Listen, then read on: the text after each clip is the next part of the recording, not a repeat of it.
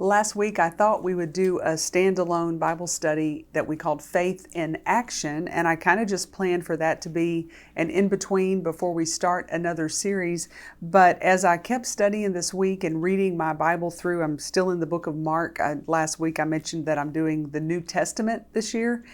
And as I've been reading, there's just been passages and passages speaking about faith and the importance of faith. And so I've decided this week to record another study that's Faith in Action Part 2, and we'll just see if we end up in a Part 3 or not. We'll just let the Lord lead. How's that? So we won't get locked into anything. But we're going to look today at a passage in Mark chapter 6, starting at verse 30, and I'm going to read this entire story. It's about 14 verses, but it's a powerful story, and it's also a story that we've all heard, we've all read, and we've known it and can probably tell it back, right? But we're going to read it and just let the Lord speak to us as I read this passage. So we're looking at Mark chapter 6, starting at verse 30, and we're going to go through 44. And I'm reading today in the New King James Version. So it says this, it says, "Then the apostles gathered to Jesus and told him all things, both what they had done and what they had taught. And he said to them, 'Come aside by yourselves to a deserted place and rest a while.' For there were many coming and going, and they did not even have time to eat. So they departed to a deserted place in the boat by themselves." Verse 33 says, "But the multitude saw them departing, and many knew him and ran there on foot from all the cities. They arrived before them and came together to him. And Jesus, when he came out, saw a great multitude and was moved with compassion for them, because they were like sheep not having a shepherd." What a beautiful, beautiful verse. Jesus was moved with compassion when he looked out at this multitude of people who were coming to him like sheep without a shepherd, just sheep standing out in a pasture, not knowing where to go, not knowing what to do, not knowing which direction to go. They were standing there needing guidance, and they knew that he was the one to give it. And so he stepped out, and it says he was moved with compassion. Oh, thank the Lord.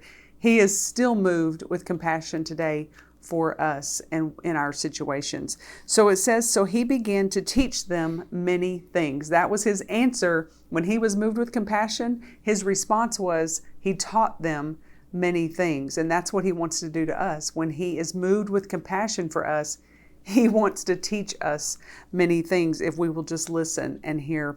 So then in verse 35, it says, "When the day was now far spent, his disciples came to him and said, 'This is a deserted place, and already the hour is late. Send them away that they may go into the surrounding country and villages and buy themselves bread, for they have nothing to eat.' In 37, but he answered and he said to them, 'You give them something to eat.' And then it says, and they said to him, 'Well, shall we go and buy 200 denarii worth of bread and give them something to eat?' 38, he said to them, Jesus said, 'How many loaves do you have? Go and see.' And when they found out, they said, 5 and 2 fish. Then he commanded them to make them all sit down in groups on the green grass. So they sat down in ranks, in hundreds and in 50s. And when he had taken the 5 loaves and the 2 fish, he looked up to heaven, blessed and broke the loaves, and gave them to his disciples to set before them. And the 2 fish he divided among them all. So they all ate and were filled, and they took up 12 baskets full of fragments of the fish. Now those who had eaten the loaves were about 5,000 men." So when I read this story, again, no doubt you've heard this passage, you've heard this story many times. Probably if you grew up in church like me, this is a common story in children's church and Sunday school. And so when I hear this, it's an amazing story. Even though I've heard it all my life, it's always been amazing to me. And we know that only God could multiply 5 loaves and 2 fish to make that enough to feed 5,000 men. I'm going to guess there were women with them and some children along the way, so it was more than that, but it says there were 5,000 men. And even if these fish were the size of dolphins or sharks, which isn't the case, this would be an amazing miracle for God to take this small amount and to feed that many people And so we know this is a miracle that only God could do. But there's something that I never noticed before until I read this story this time. I never noticed it this specifically and really hadn't pondered on it. If I read it and noticed it, I just kind of kept going. And I don't know if you noticed it either. And we're going to look at what it is. And let me read verse 41 because that's where you find it. It says, "And when he had taken the 5 loaves and the 2 fish, he looked up to heaven, blessed and broke the loaves and gave them to his disciples to set before them. And the 2 fish he divided among them all." That's the verse that jumped out at me. Now, first, let me tell you how I've always imagined this scene to go. I told you before that when I read the Bible, I put myself right in it. I put myself as one of the characters. I'm reading this story as one of the people sitting on the hillside. I'm sitting there and I'm watching Jesus with his disciples up front, and I can tell that they're up there chattering about something and what's going on and what are they doing. And next thing you know, they're passing out all this food to us and there's enough to go around. And so when I put myself in this story, the way I've always imagined the story happening is this, that Jesus, of course, the Bible tells us he took the loaves and the fish, the 5 loaves and the 2 fish, and it says he blessed it. So I imagine him taking this and blessing it, and as he lifts it up to heaven in some moment of lifting it up, because it says he thanked the Lord, he blessed it, he lifted it up. I kind of have always imagined that in this moment, maybe as he lowered it down, there were baskets overflowing, and now, oh, there's a basket there and a basket there, and all of a sudden, the bread and the fish are just abundant, like all around Jesus, baskets of food just overflowing. And in this moment, it's really easy to pass out food when there's a lot of it to pass out, right? When it's sitting there in abundance, it's super easy to go ahead and pass that out. So when the disciples see this, I've always imagined them kind of being a little giddy, kind of like looking around, like nudging each other, pointing at the baskets, like, did you see what just happened? Like, wow. And they almost kind of stick their chest out and they grab these baskets and they're kind of going out through this moment, and they're kind of almost like the whole time they're passing out the food, they've got this little grin on their face, kind of like, I can't believe what just happened. But then also thinking, our rabbi did this. We know him. We're close to him. You see that guy? You see that guy right there? We're close to him. We are so cool that we get to travel and be with him. We get to see this stuff all the time, but they're still kind of giddy. I mean, that's just how I've painted the picture. Let me explain. I'm not giving you the theology of this passage or some great biblical commentary. I'm giving you the Kathy Wampler commentary of how I have always read this story and kind of put the picture together in my mind. And some of that may be true. If I was one of the disciples standing there, I think when that happened, I'd have been, hey, do you see what just happened? I mean, this would have been amazing, right? So, but if you notice in the verse that I reread in verse 41, it says that he looked up to heaven, he broke the loaves, and he gave them to the disciples. And then it said, and the 2 fish he divided among them. So if I'm reading this passage properly, if I've read it and noted what he said, it sounds to me like he took the 5 loaves and the 2 fish, blessed them, broke them, and handed them out to the disciples. That means that if all 12 of the disciples were standing there, if they were all there at that moment, each disciple had 1/12 of 2 fish and 1/12 of 5 loaves of bread in their hands. So in other words, each disciple's holding, this much content in their hands, and he looks at them and he says, go distribute it. They're looking down in their hands and they turn to face the crowd with this tiny amount of food in their hands, and they've got to be thinking, this is supposed to feed all of these people?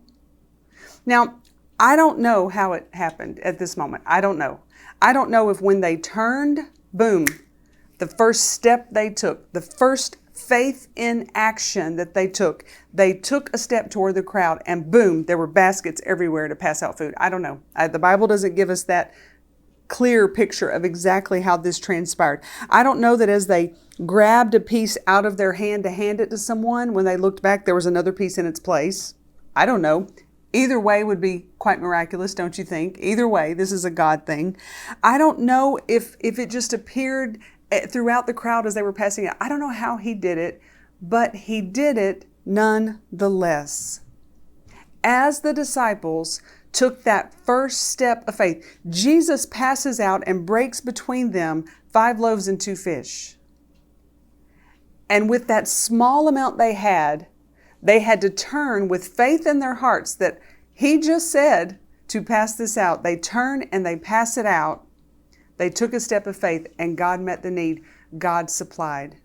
When they took the step of faith, when they put their faith in action, God supplied the need. I don't know how. A lot of this is speculation. We don't know exactly the details. But here's what I know. They had to obey his orders and start passing it out. And when they obeyed, they had what they needed. Did you hear what I said?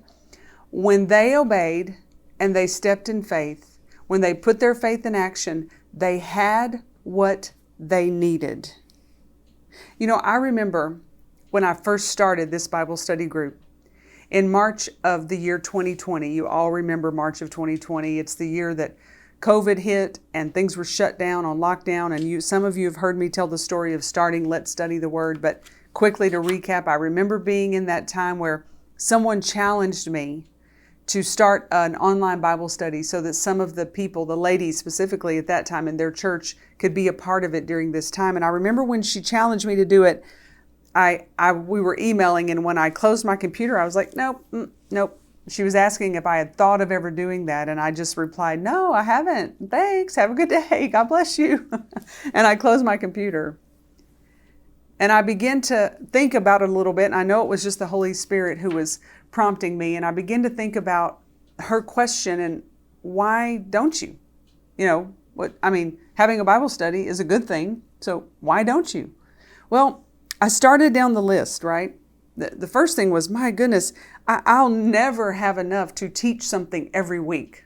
I mean, I understand we could teach this word for the rest of our life and never run out of content, and we certainly could teach it all somehow, magically, miraculously, and we could start over and we need to hear it again and again and again. I understand that, but I was in a place feeling like, wait, I'm not going to be able to have enough content even to put together a weekly Bible study, to do this week after week after week. And then I started down the train of thought that said, well, I'm not good enough to do that. I'm not smart enough to do that. I'm no theologian. I don't have degrees on the wall of all my in-depth study that I've done in Scripture. Yes, I've read it my whole life. I've lived in a household that brought me up in a household of faith. Yes, but again, to do a weekly Bible study, I had all the reasons. There were so many other people who were already doing online Bible studies. We don't need another one. All of the excuses and all of the reasons. But God wanted me.